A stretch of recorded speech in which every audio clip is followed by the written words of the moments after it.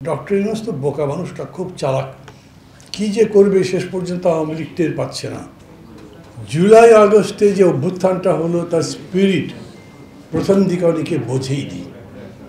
এটা যে একটা গুণগত মাত্রা যুক্ত করেছে, মানে অসাধারণ গুণগত মাত্রা যা সোসাইটিকে চেঞ্জ করে দিতে পারে, এইটা অনেকের মাথায় আসেনি।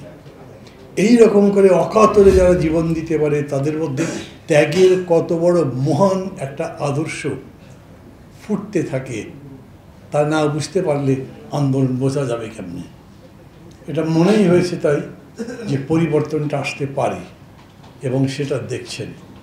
এবং পরিবর্তনটা কি, ফ্যাসিজম থেকে আমরা গণতন্ত্রে যাব, উত্তরণ হবে কিভাবে। একটা বিতর্ক অবশ্য এভাবে শুরু হয়েছে।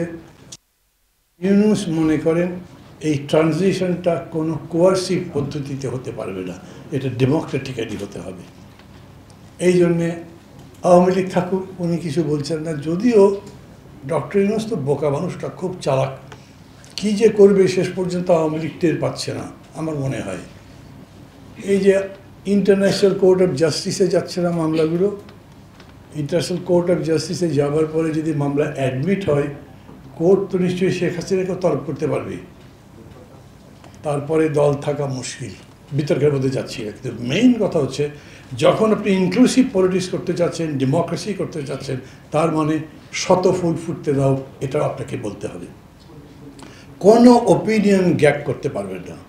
Democracy is definitely a rule of majority, কিন্তু তার সঙ্গে সঙ্গে এটাও মানতে হবে যে মাইনরিটির ওপিনিয়ন কোনোটাই আপনি গ্যাপ করতে পারবেন না, গলা টিপে বাড়তে পারবেন না।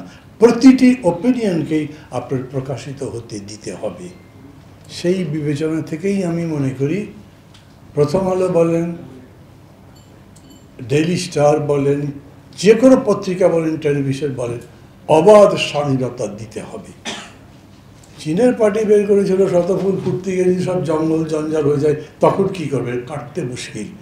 আর গণতন্ত্র বলবে এই কাটাকাটি বা আগাছা সাফ করাটা প্রতিহত করেন এবং ওই শতফুল ফুটতে দেওয়ার গাছটাকে জীবিত রাখেন, তাই করতে হবে।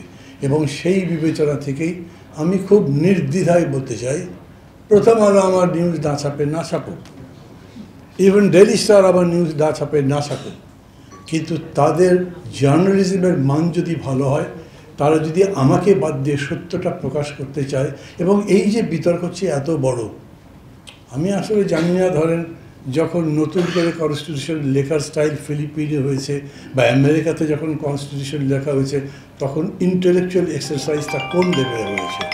ডেফিনেটলি এটা আমি এরকম শুনেছি যে আমেরিকাতে যারা যারা কনস্টিটিউশন লেখার কাজে সহায়তা করেছেন তাদের মধ্যে 3 জন মানুষ এই সাবজেক্টের উপরই পরে থিসিস করেছেন। এত লেখালেখি হয়েছে, জ্ঞানের চর্চা হয়েছে, ইন্টারাকশন হয়েছে, যেটাকে আমরা ডিসকোর্স বলি। এই ডিসকোর্সের জন্যে আপনার নিশ্চয়ই মিডিয়ার অবাধ স্বাধীনতা লাগবে। এই ডিসকোর্সের জন্য নিশ্চয়ই যা মনে করেন তাই বলতে হবে।